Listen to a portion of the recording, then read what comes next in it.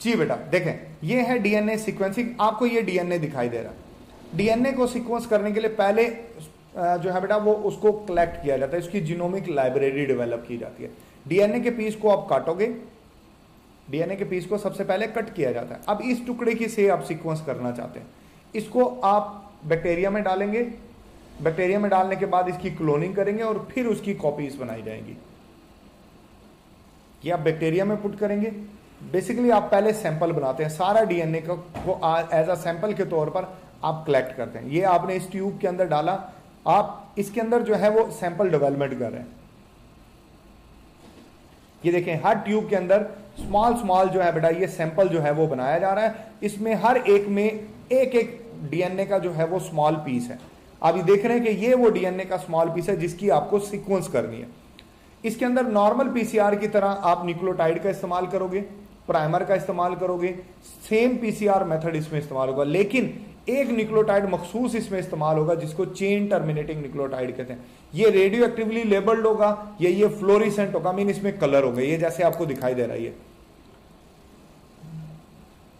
अब देखें ये किस तरीके, अब ये मुख्तलिफ साइज के फ्रेगमेंट बनाएगा। नॉर्मल जैसे पीसीआर मेथड के अंदर फ्रेगमेंट बनाए जाते हैं, बिल्कुल ऐसे ही इसके अंदर जो है बेटा वो डिफरेंट फ्रेगमेंट जो है वो डेवलप होंगे। देखें ये सेपरेशन हुई, सबसे पहले प्राइमर ऐड होगा, ठीक है ना, प्राइमर ऐड होगा। प्राइमर ऐड होने के बाद देन इसकी एक्सटेंशन होगी, डीएनए पॉलीमरेज थर्ड आएगा और वो इसको एक्सटेंड करेगा। टर्मिनेशन कहां पर होगी, जहां चेन टर्मिनेटिंग न्यूक्लियोटाइड आ जाएगा। अभी देखें ये न्यूक्लियोटाइड अटैच हो रहे हैं आपस में,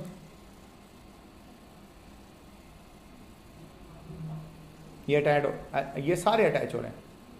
एंड में चेन टर्मिनेटिंग आएगा जिसकी वजह से ये वहीं पर ब्लॉक, टर्मिनेटर बेस मीन या ब्लॉक, एक स्टैंड बन गया। अब डिफरेंट साइज का दूसरा स्टैंड बनेगा, इसी तरह बहुत सारे बनेंगे।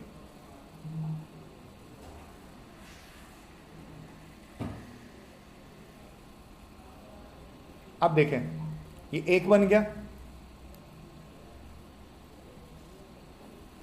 अब दूसरा प्रोसेस चलेगा, सेम ये स्टैंड अलग हो जाएगा, दोबारा प्राइमर ऐड होगा, दोबारा डीएनए पॉलीमरेज आएगा, दोबारा से एक स्टैंड डिफरेंट लेंथ का बनेगा।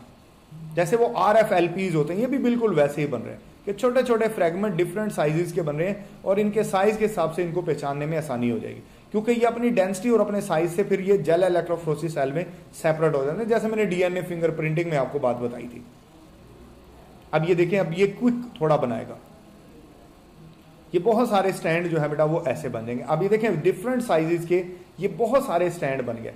अब इनको जेल इलेक्ट्रोफोरेसिस सेल में रखा जाएगा, ये नेगेटिव पॉजिटिव इलेक्ट्रोड की तरफ अट्रैक्ट हो जाएंगे क्योंकि इन पे नेगेटिव चार्ज है। सबसे आगे कौन सा होगा, सबसे आगे वो होगा जो साइज में सबसे स्मॉल होगा। जो साइज में सबसे स्मॉल होगा बेटा वो सबसे आगे होगा।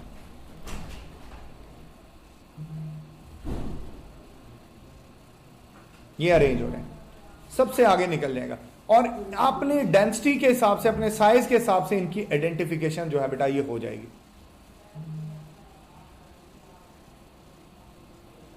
ये देखें सबसे छोटे वाला सबसे आगे निकल गया। आगे जो है वो एक लेजर अटैच होगी जो कि इसके कलर को आइडेंटिफाई कर लेगी और उसके हिसाब से फिर इसकी सीक्वेंस को रीड कर लिया जाएगा।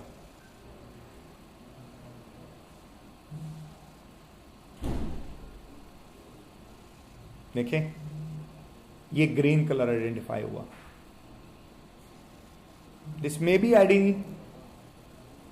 आपने अलॉट कर रखा होगा कि ग्रीन कलर किसको दिया है, पर्पल कलर किसको दिया है, ब्लू कलर किसको दिया है, साइटोसिन, और ऐसे ही अरेंजमेंट येलो कलर, ये तक ऐसे रीडिंग करते जाएंगे।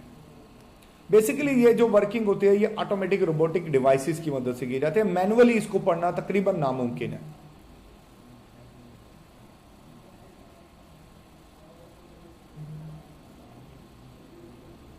जी बिल्कुल इस तरीके से जो है बेटा ये सीक्वेंस सारी तरतीब से जो है वो इस तरीके से इसकी सारी की सारी सीक्वेंस जो है वो स्टडी की जाती है। मैं उम्मीद कर रहा हूं कि आपको ये टॉपिक बहुत अच्छे से समझ आ गया होगा। चलें दोबारा हम अपने टॉपिक की तरफ वापस चलते हैं।